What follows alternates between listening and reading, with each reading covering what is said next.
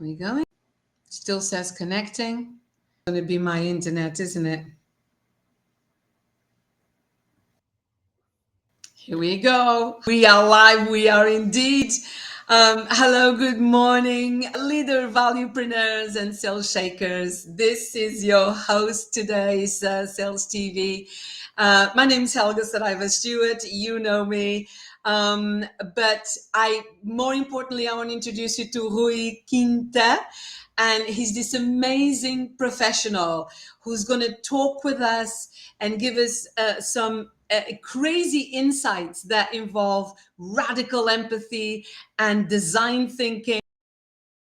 You're a master who is very, very interesting skills that when adapting to sales, they can help us to do some amazing things. So let's just kick off. Tell us a little bit about you, Rui. Yeah, so I consider myself a designer. I'm a designer. I think at the beginning of my career, I was designing a lot of beautiful things as a communication designer, visual designer, and then I decided I asked myself a bunch of questions like if the things I was doing, I was producing, were actually impacting the real world, and if people were actually reacting to the things that I was doing. So I decided to sell my first company at the time and spend a few years studying strategy and focusing more on questions and putting question marks at the beginning of projects and having a lot of conversations before I actually started designing anything. So I think in that process, I ended up I stopped buying design books and started buying a lot of books from different from other disciplines like behavioral economics or neurosciences, psychology, and I think that led me also to having a break also of 1 year studying design thinking in Germany in 2011, and I think from there I decided to open a bunch of companies. So I think there's people who consider myself a serial entrepreneur. I don't know how many companies you have to open so that you can be considered a serial entrepreneur, but I've opened a fish shop. I've opened a space experience design studio. I founded With Company, which is basically where I spend 100% of my time today, also building other companies from there.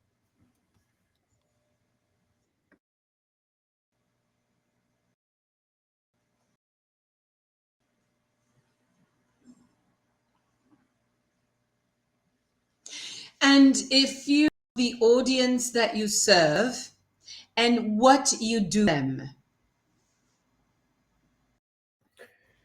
I think the complexity of With Company at the moment is that I think we say this is kind of probably this is wrong. This is something that it's wrong in every business book or every sales book, which is basically the fact that we sell everything to everyone. And this is really, really hard to manage because you have a company who's doing a lot of branding and organizational design work for institutions and companies and startups and scale-ups, and you are developing projects around systemic thinking or futures thinking, strategy, innovation, and you also have the same pyramid. Like you want to work and you want to do those projects for everybody, and then you have another unit that is focusing on responsible experiences with a focus on digital products and making digital more responsible than it is today. And basically, like, you want to appeal to everybody, but what we are doing is actually defining different hierarchies in terms of targets for each one of these units, of these business units. So it's not that you cannot do something for an institution when you are selling a branding service, for example, but our main focus there is to appeal to a particular audience and a particular target. So it's really difficult to juggle between the different units, the different goals, the different targets in each one of these units, and the channels that you use to communicate and to interact with these people.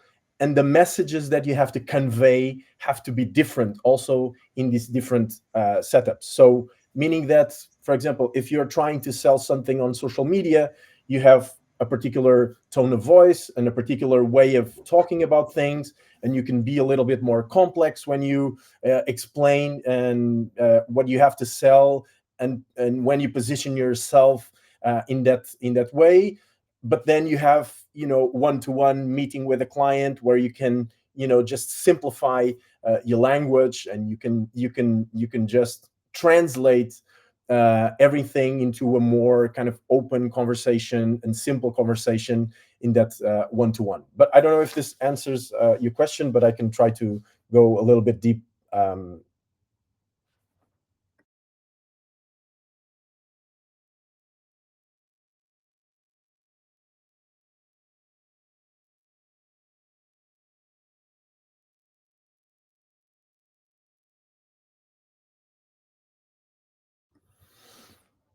Elge, I think we cannot hear you now. I think the microphone is not working at the moment. So if you want to write it, I can just I was muted. I apologize. There's a little bit of okay. So a distance between my pressing the mute and it actually going in. So I'll just want to take it off on mute. It feels so. I would love to just, if you think about one of your ideal customers, right? One of your ideal customers who are this entity that is trying to do what, and what do you help them to achieve?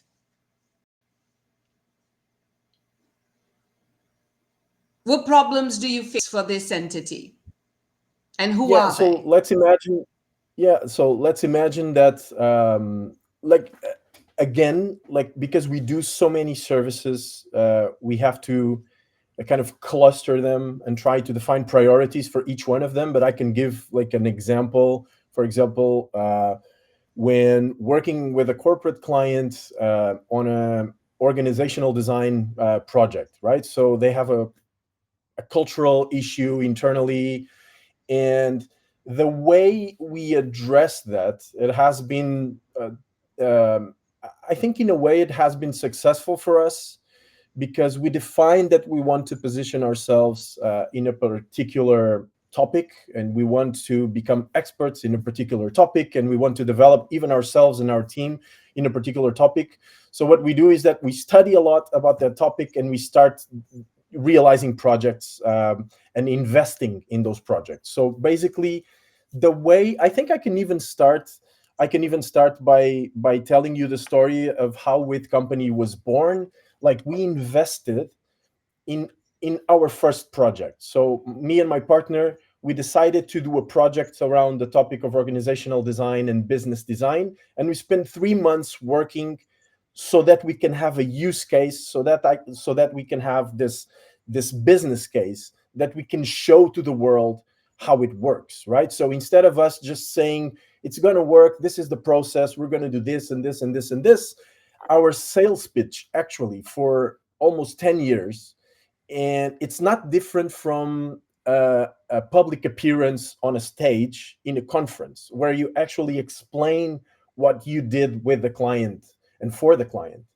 So basically what we did was that, like, we invested our time in helping a company that was in really, really bad shape in 2012, and we documented the whole project from the beginning to the end.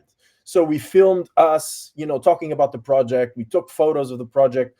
We wrote everything we knew about the client and all of the insights we were discovering, and we actually documented the whole thing. We've placed that information on a blog that we can still see. It's so naive, like looking at yourself in 2012, saying these things and doing these things. But actually, like, we transformed that document, that documentation of that project into a sales pitch. So it's a presentation, it's a keynote where you actually explain how to go from the beginning to the end, how to bring value to the client, what you did in the research stage, what you did while synthesizing, which were the ideas that you generated for the project. And of course, you show the line, like the health line of the company going down for about 10 years, and then we enter the project, and then we were able to help them in about the 3 months project, and the 6 months after the project was concluded, like they really turned around in terms of health for their people and for the company, financial health. So it was Of a performance and success health. case, I think, that we use as a sales pitch.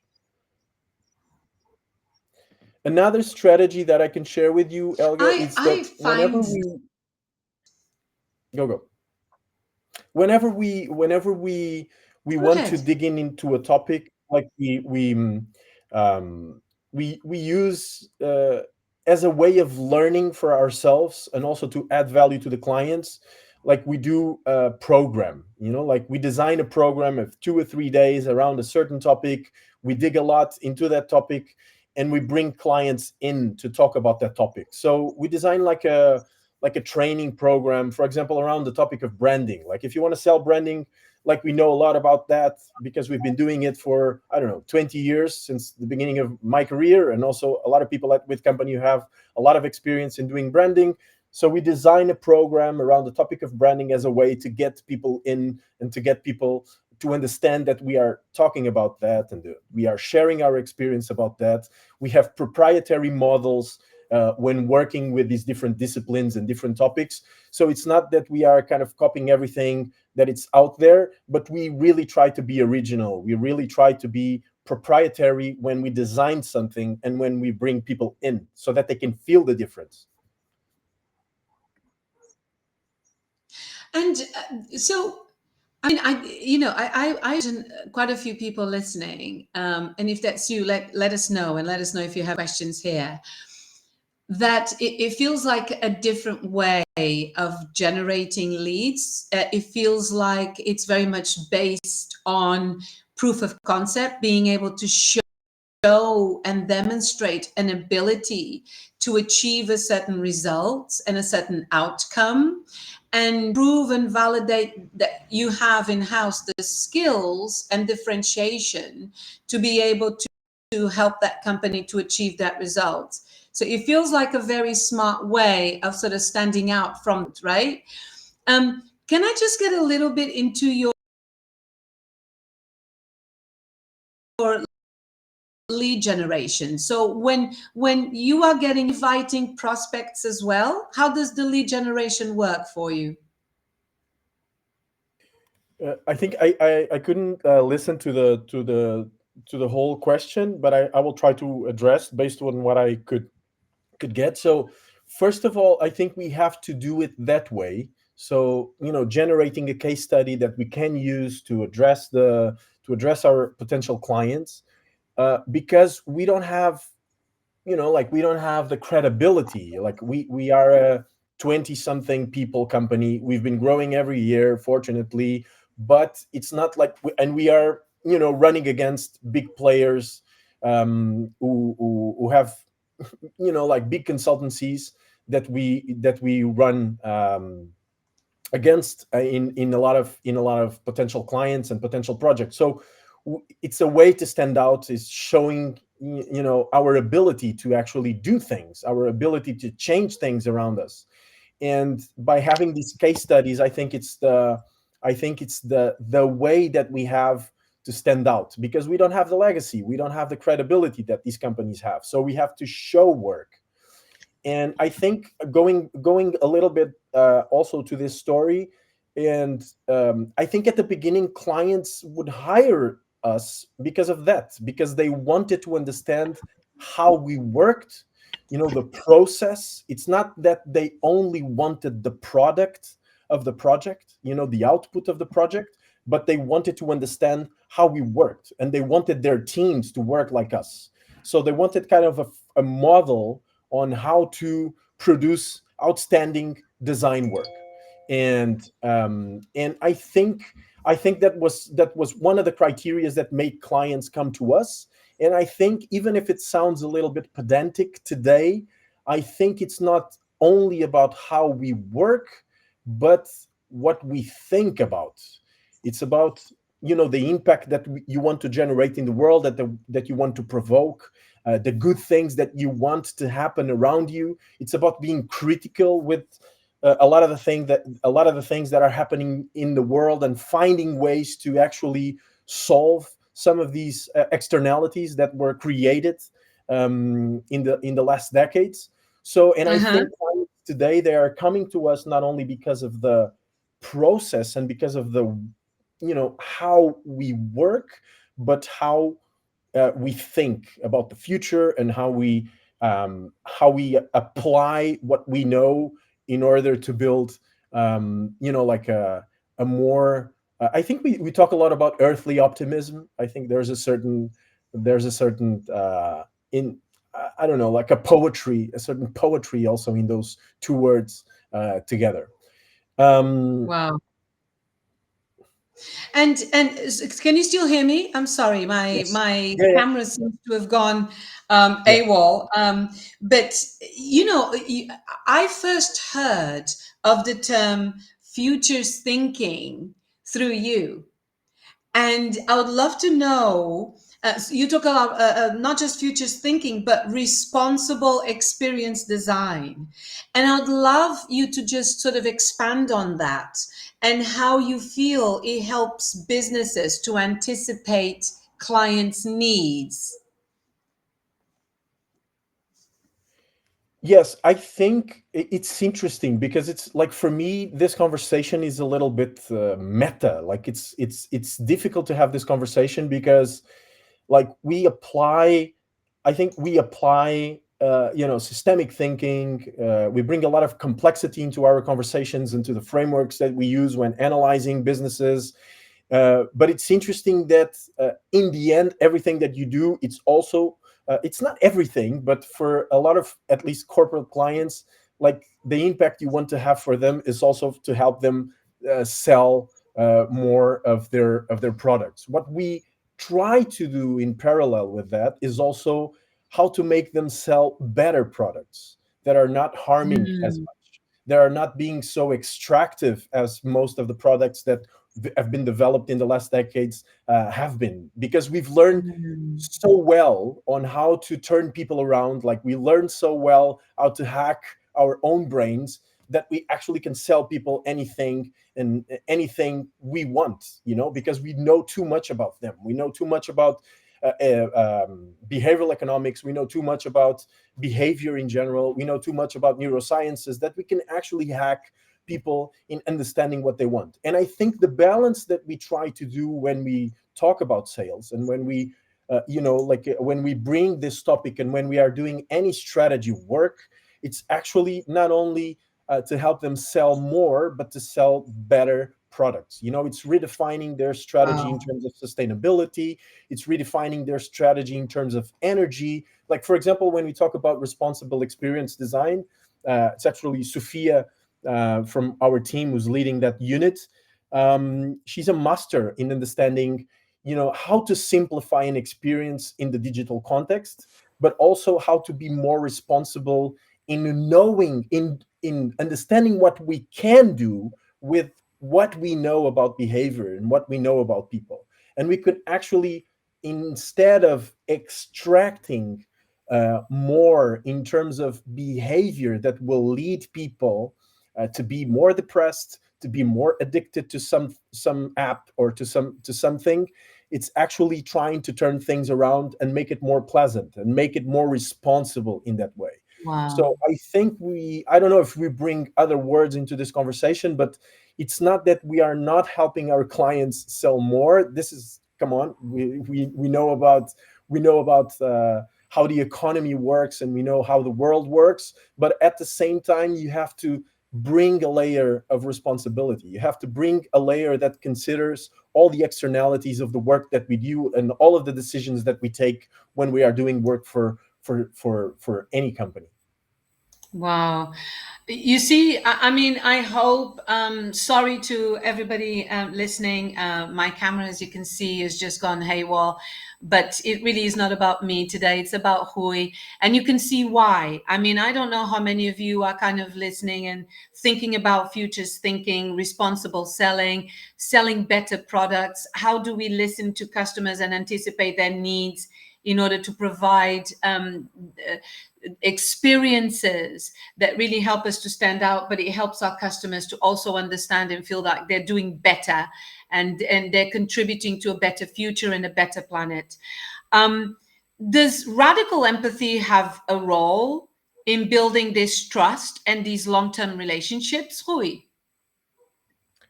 Yeah, sure. And it's interesting. I think there's also like two levels that we can bring to the conversation when talking about radical empathy. I think the first one is how we bring that to the projects, and now we are obsessed with empathy. I know that empathy is a overused word in the last in the last decades. Also, like I think everyone talks about empathy. I think Elga just left the conversation, but she No, no, told I'm me. here. I know you're No, there. I'm Oh, here. okay, okay, Yeah, okay, I okay. Cool, just cool, I cool. just maximized your screen because Okay, cool, cool, cool. I was it's just like, just oh, better I'm to. here alone. I'm gonna have to improvise, No, no, no. you know. I'm And I here. was I'm saying, like, sorry. you told me, like, if something happens, just keep going. And I was going there. I was No, going there. I'm having real Yeah, issues with this camera, so I just yeah, thought it's rather okay. than Don't look at worry. a black screen, look at you better. Yeah, I told you I was once a musician and I had a lot of technical issues, so it's difficult to to deal with that. And Improvise. you're doing a great job. So Oh let's man, move I on with think the you're doing an conversation. amazing job. Thank you, Hui, for your being understanding, and thank you guys at home for being understanding with these screen issues. Please carry on. Yeah, so radical empathy, I think there's like two possible ways of talking about this. So one is like the way we bring that uh, like honestly and truly to the projects we do. So I can give you a bunch of examples on how to understand your customer and how to understand your client. And it's really like when people say, empathy is the ability to put yourself on someone else's shoes. It's really easy to say that, but it's not that easy to do that because it's It's so impossible. true. It's impossible to empathy. The word empathy is an impossible word. It's an impossible word because you Mm, cannot be the other person. um, uh, but you can really really try to be close to what other people are feeling. For example, if you're working in a product or in a project for elderly people, like there's ways for you to try to feel what an elderly person feels when they're 90 years old and they have a vision that it's not 100% like working 100% like the vision I have at this moment, sure. or they are not moving in the world with the dexterity, I don't know how to say this word in English, but with the Dexterity. dexterity that you navigate your own world. So there's Mm, ways for you to try to be closer to the people you are working with or addressing. And I think we bring that. I can give you, like, this is a funny one because we were working with one of the biggest retailers in Portugal. Actually, they have also a lot of supermarkets in Colombia and Poland. And we were redesigning the takeaway experience. So we were hired okay. to design the takeaway experience for this big like supermarket called Pingo Doce. And our team spent 3 months eating all of the food that you can imagine that we ordered every day from the competition, from our own client, from stores that were on the streets in local markets. So while trying to understand how people choose the food that they're Mm-hmm. going to eat, how they navigate the supermarket when so that they can get to the takeaway stand, Uh-huh. how they how they eat the food at home or at work and then place the packaging on the garbage. Like, we had to understand the experience, and for us to understand the experience and for understand how people take these decisions, like, we went through the experience of eating takeaway food for 3 months. Like, we gained an average Wow. of 2 kilos per person. Like, each person gained weight Wow. during this process. So, like, you change your own body in order to understand the problem and to understand what you're trying Wow. to solve, and to in this case to design a better service for and better products also for the audience. I think this is one thing that we can say, is that, like, using a lot of these examples that we bring to the reality of the projects, and we bring ourselves to try to be closer to the people who actually go through these things. Another way of talking about radical Wow. empathy, I think it's the fact that we we build other companies from with companies. So my company is called With Company. We work with Mm-hmm. people, not for them, but we work with them, and Mm-hmm. we have a lot of spin-offs. And as entrepreneurs, we've built other businesses. I had a fish shop. I was running a fish shop and a chain of fish shops. Like, we had four fish shops in Lisbon for Wow. around 9 months. And I say that, having that business allows me to understand what other types of businesses Mm. feel. How does it feel to Yeah. have an open door, and bringing clients in? I know how to talk about these things, because this is also radical empathy, because we use our own businesses, we use our own spin-offs to really try, to fail, and to understand, and to know about how to run a business, that it's different from a consultancy. It's different from a Wow. It's different so form true. of design consultancy that we are managing. So we have launched several spin-offs, and I think the most interesting one, maybe it's this crazy fish We're shop. gonna, I'm gonna ask you to share that example mega quick. I can't believe 26 minutes have gone past, Rui. I cannot believe that. Go on, share it quickly with us. Give us the story in 30 seconds. No, yeah, I think it was. Come on, it's also something that was inspired by more than 100 years family business.